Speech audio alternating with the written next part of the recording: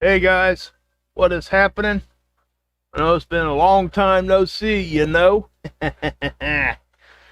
But hey, we haven't had that whole lot going on, but we do now. We got a few things to talk about here, I think.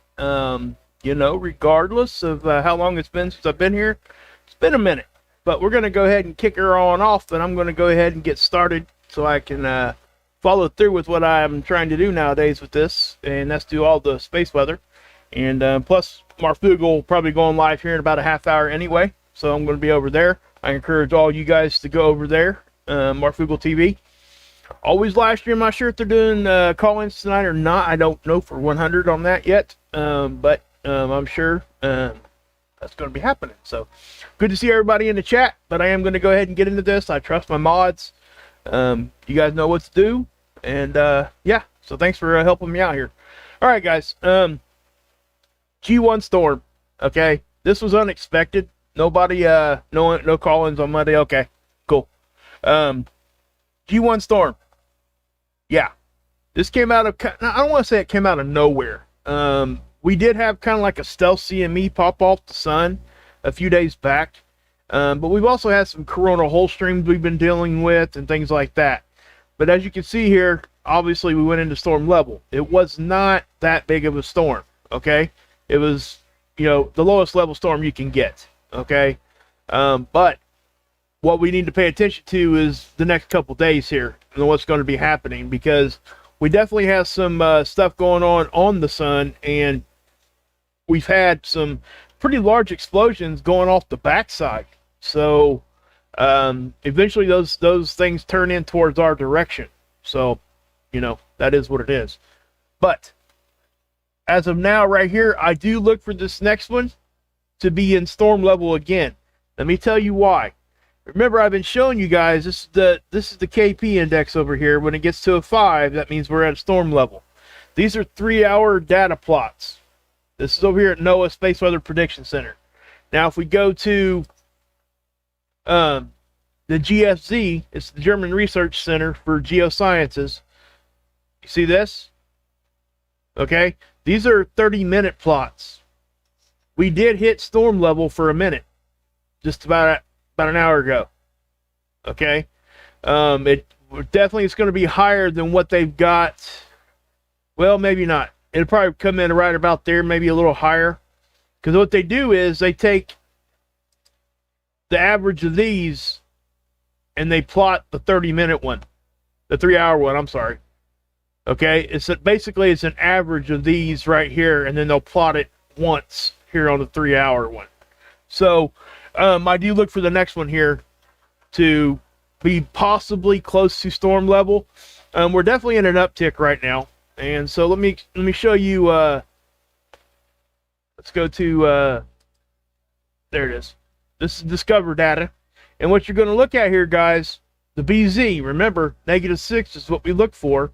It's the angle that we talk about. We need a -6 to really take in a good hit from space weather. And so that's what we see there, right? So you see a -6, it'll block it out in purple. And we're looking at the red line, all right?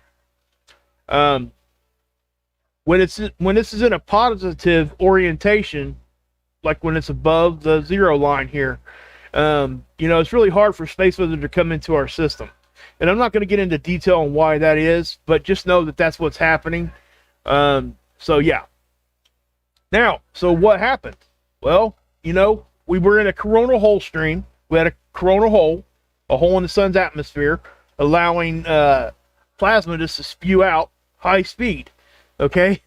You see here it says 700. That's 700 kilometers a second right here. That's what this is showing us. You can roughly figure between 300 and 400, you will see 1 million miles per hour.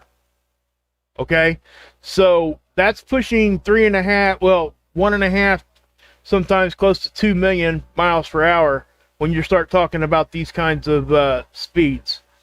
So that's how fast the solar wind was moving. They're highly charged particles. Okay, so that's what's happening. Yeah, JJ, you say, well, and it's definitely that's a higher speed that we don't typically see that. When we're in storm level, we do, and that's what kind of causes it.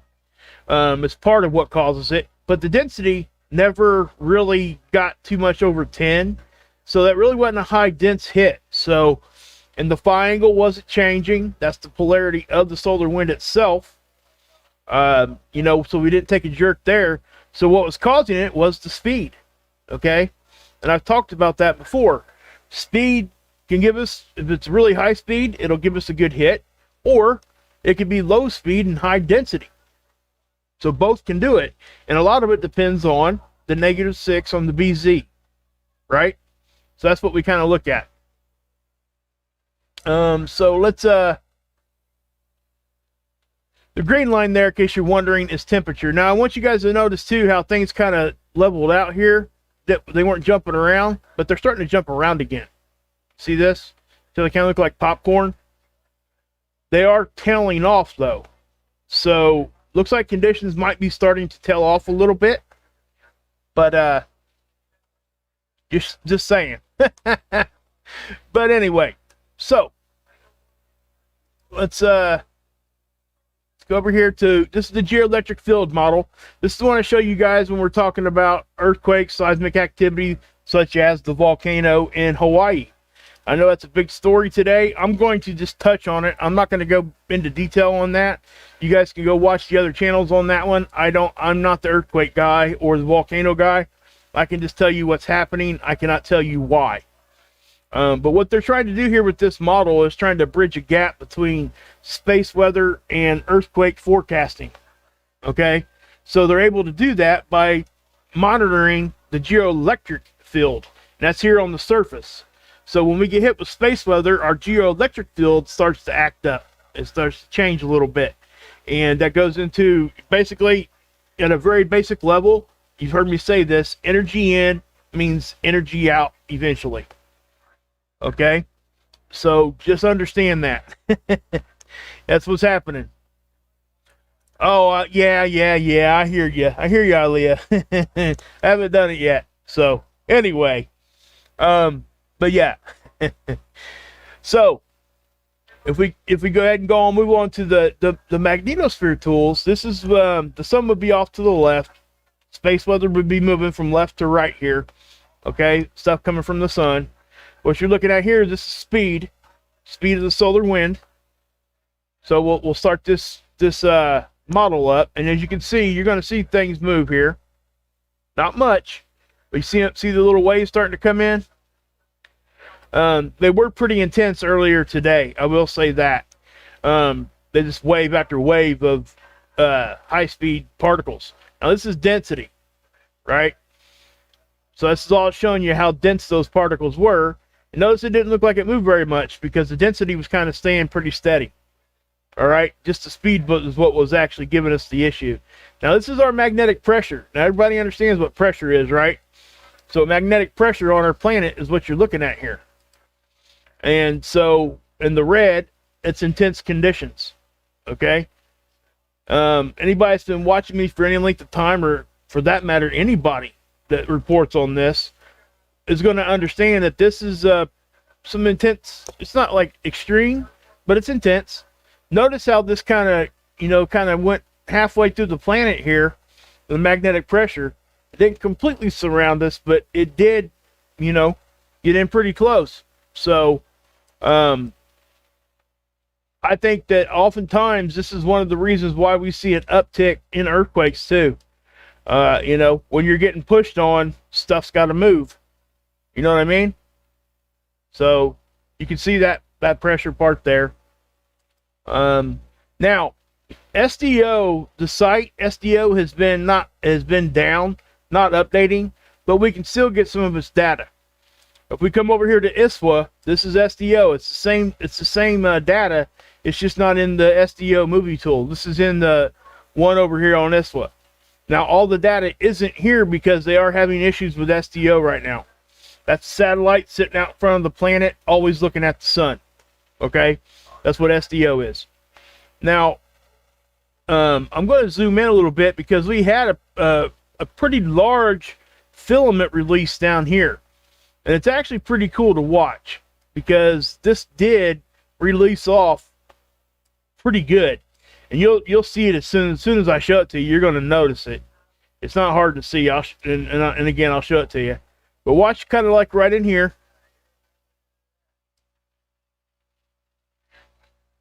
Okay, you can see it brewing right here. This is the filament, that dark shadow. You'll see it lift off.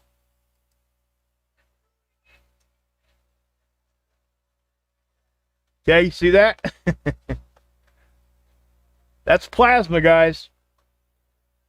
That plasma left the sun. And that left the sun in a pretty dramatic way right there. That just happened just a few hours ago. Okay? So this stuff isn't showing up on the tools yet. Okay? So this has a chance of coming our way a little bit. And let me explain why. It could go south of us, but if you notice the direction of which this happened. Okay, you got the filament here. Well, when it lifts off, it actually flicks off, and if you could picture Earth like kind of sitting up here, it kind of flicked our direction a little bit. So there's a chance that this thing could hit us, is what I'm saying. I'm not saying it's going to. If I was going to bet on this, I would say possible glancing below. Okay, that's what I would say, because it's not right in front of us. And it does have a southerly component there that it does look like it could sail south of Earth. So, yeah. So if I lift that off just like that, see that? Back down the surface. Wham. Okay? And I'll move forward. Now, watch how it falls back to the sun. Watch the direction that it falls back. This direction, right? So that's telling you that it kind of came this way a little bit. So whatever that means. Could mean absolutely nothing, or it could mean everything. You know what I mean? So anyway, so let's look at the rest of the sun as this thing moves. And I'm gonna show you guys the other views too here, the 211, and show you the coronal holes. Actually, I'm gonna go over here and show you the coronal holes. This is the GO satellite, but it's essentially the same stuff. Okay, it's extreme ultraviolet light. It's not in the exact same position. The satellite isn't, but it's close enough from our perspective. Okay, so you can see the holes here. We're connected to this right now, probably. So here in the next couple days, we're going to be getting more solar wind from that. That's the atmosphere of the sun opened up with the hole. And so the surface of the sun is there. It's exposed. That's not a hole in the sun. It's a hole in the atmosphere. So there you go. Now, so that could impact us here in the next few days. I think it's going to. And I think, let's go over here to the prediction center here again. And they are forecasting on the 1st, late in the day, another geomagnetic storm. Okay? So that's in a couple days. Now, is that coming from that coronal hole? Most likely. All right? That's what they're seeing there.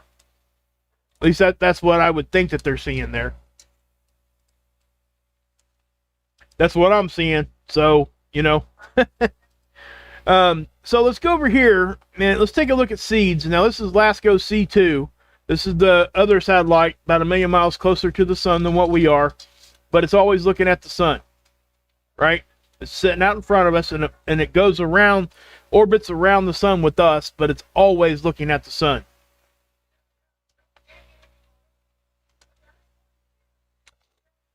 Yeah, Matthew, there's some truth to what you said there, man. But it doesn't exclude us still having issues with the sun.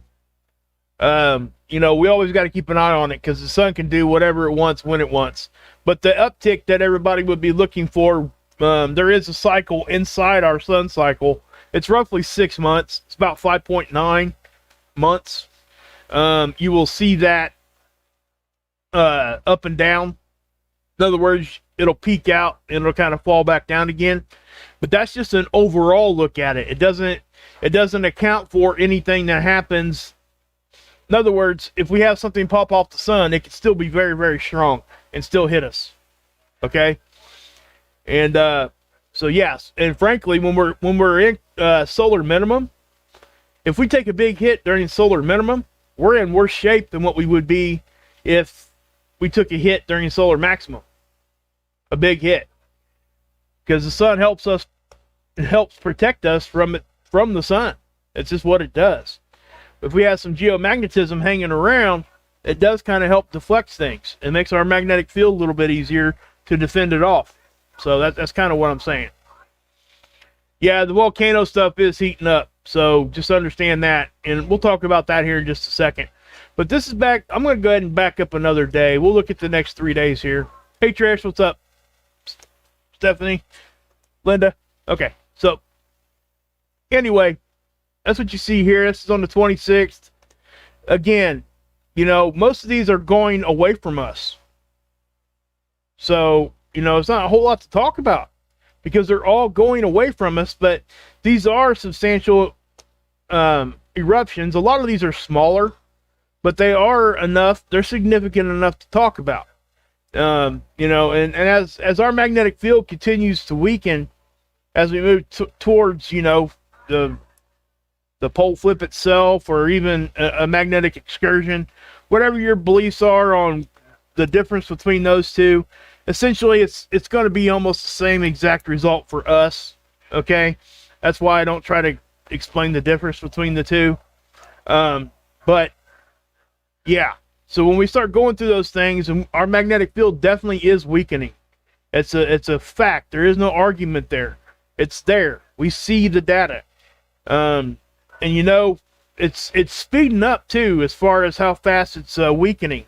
I think it was weakening like 5% every century, and now it's like weakening like 5% every 10 years, every decade now. So it's speeding up. And also, what else is speeding up is the movement of polar north or magnetic north and magnetic south. You know, they're racing towards each other. And, you know, once Earth has that termination event, that's the pole flip or excursion, however you want to put that out there. I'm not going to sit here and fight that word. But essentially, it's the same thing. It's not exactly the same thing when you look at the overall picture, but for us in our lifetime, it would mean the same thing to me and you, just so you know. You know, so anyway, that's what's happening with our magnetic field kind of weakening and stuff. But there is a cycle inside the cycle there of it's about 5.9 months. So, you know, we expect to see peaks and valleys even inside our sun cycles. So we can't ever let our guard down, because some of the bigger hits that we've ever taken have been during a slow time for the sun. So, you know, it doesn't take a whole lot sometimes to get the sun excited, and once it does, man, it'll blow. And if it blows right at the exact angle, at the perfect time, we're right in line for it, I'm telling you guys, that's when stuff happens, okay? And can I predict that? No, I can't predict any of that. But what I can say is we need to pay attention, right? And let me tell you this, I haven't said it in a minute, but if we're going to be talking about grid down, that's the first thing that's going to come out of my mouth, number one. Number two, I'm probably not going to have time to give you guys even a warning on that. Stuff that's going to like kill our grid is most likely going to be something that I can't give you much of a warning on, because we won't have nothing to give you a warning on, okay? Just saying. I'm maybe a few hours if I'm lucky. But anyway, so now earthquakes. I'm not going to go too much into detail. I'm just going to show you. This is Hawaii. Everybody's read the news articles. If you haven't, please go do it. There is one of the main fissures right down the middle of the caldera here on the biggest, the biggest volcano here on the Big Island. Is a big fissure has opened up, and it is, yes, it's erupting. So, and you just got to understand that, guys. That's what's happening. That's why all these earthquakes are happening too. I have to give some a shout out to Rip too, because he sent me some information about a week ago. Say, hey man, you know, pay attention to Hawaii. I'm noticing some upticks on the earthquakes over there. And sure enough, a week later, here we are. You know what I mean? So that's why we pay attention to each other, and that's the kind of people I have around me. You know, I got really good people around me, and you know, so I thank Rip for that for sure. And I did. He sent me a link too, and I went and checked it out, and he was correct, 100%. So, but anyway, guys, that is pretty much it. There's not a whole lot more. I just wanted to come on here and tell you guys, hey, geomagnetic storm. Now we got another one coming too. Now here's the other thing too. Guys, I know this isn't space weather, but it is weather. They are predicting a massive tornado outbreak tomorrow down in the south. Okay? So anybody living down south, you guys are probably already aware of this. But this is not out of the ordinary. Okay? So please understand that. We have 2 different severe weather seasons. Okay? We have one throughout the normal one that everybody knows, right, in the spring. But we also have one here in the fall, early winter. End of November, beginning December, there is a time period, especially in the south, that we expect to see some tornadoes, and they're talking about some massive ones. We're not talking about small stuff here. They're talking about big time stuff. So if you guys don't know who Ryan Hall is, please go check out his channel. He goes live, and he has storm chasers live, like 5 of them. A lot of you guys probably know who Ryan Hall is already, because I've already promoted him a little bit and got you guys over there. A lot of you guys are already over there. But I'm telling you, man, he's the one to go to, in my opinion. There's also another guy that I watch, Max Velocity. He's a younger kid. I think he's working his way through school, but he does an awesome job too. I'm a member of both their channels. So, I mean, it's just really good weather. They're good people too. So that's what I would say to that. Hey, Renee. But they are predicting a big, massive tornado outbreak starting tomorrow, and especially something else going to make this one a little bit more dangerous. They're talking about tomorrow night for a lot of this, after it gets dark. Especially it gets dark real early now. So, yeah, Ron, I hate to hear that about Ron. He's off for a week, huh? Man, never stops, just never stops, tell you. But anyway, I am going to, one more thing, guys. Hey, we had an awesome show over here on the lifeboat today.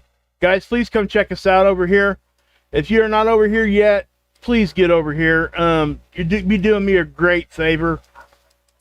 We had a great call tonight. Niall, a guy, we've had interviews with him over here. He lost his dad and was sharing a whole lot of stuff tonight over there. So here's the link over there. And please go check it out. It was such a great show. He lost his dad, and he hadn't seen his kids in since they were 5 or 6, and all of that. But he called in tonight, and it was a good call, and we had a lot of good stuff going on over there anyway too. So please come over and check it out. I really would appreciate it, guys. And yeah, so that's Tommy. Got Tommy. I'm the other guy over there. Okay, check out AKA Heather's channel also. So thank you guys for being here. If anything else happens, guys, I will definitely come back with you and give you guys an update, and we're going to try to do it that way. So here's the link one more time, and Marfugal will be going live here in just a few minutes. Okay, go check him out over at Marfugal. I'll be over there too. So anyway, guys, yes, Art, thank you. Stephanie, good. Thanks everybody in there. Thanks to all the mods and everybody that stopped in today. I appreciate each and every one of you guys. I really, truly do. So anyway, guys, God bless. Yahusha saves, and yeah, you could drink this Kool-Aid.